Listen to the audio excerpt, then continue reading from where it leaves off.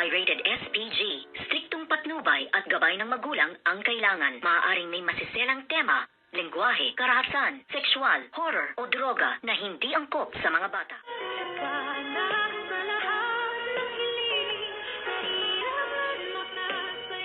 Good morning and welcome sa aking munting channel. Nagtagumpay nga ang demonitang si Moira na palayasin nga sa Apex Medical Hospital ang dating CEO na si Miss Giselle Tanyag, ngunit hindi pa rin talaga pumayag na bastusin nga itong si Miss Giselle Tanyag nitong demonitang si Moira, at talagang nakipagtalasan pa rin siya ng salita dito, at sinabi nga niya dito na hindi daw karapat dapat igalang or irespeto nga ang bangkay nitong si Moirang demonyita, ngunit wala nga silang kaalam-alam na mismong si Moira nga ang kaharap nitong si Miss Giselle Tanyag na nagpapanggap lamang na si Morgana Go. Kitang-kita naman sa bawat style at pananalita pa lang ay Moira na kung paano na ipagtabo yan at ipagtulakan para nga lumayas na sa Apex. Ngunit hindi pa rin tuluyan nagtatagumpay ito nga demonyitang si Moira dahil nandoon pa rin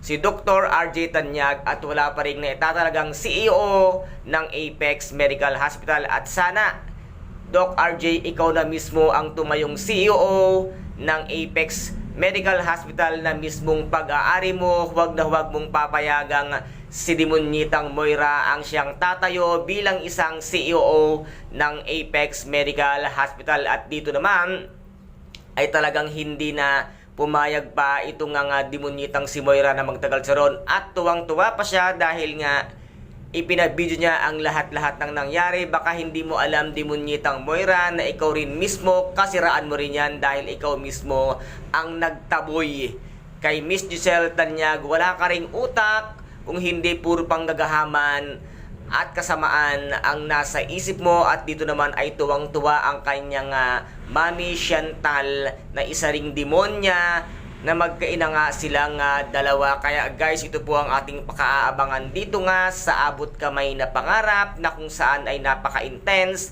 at kapanapanabik ang bawat eksena. At kung nagustuhan po ninyo ang aking videos for today, paki-subscribe na lamang po ng aking channel, paki-like and share para maging update kayo sa lahat ng gagawin kong videos. Maraming salamat po. Ingat, God bless, and bye-bye!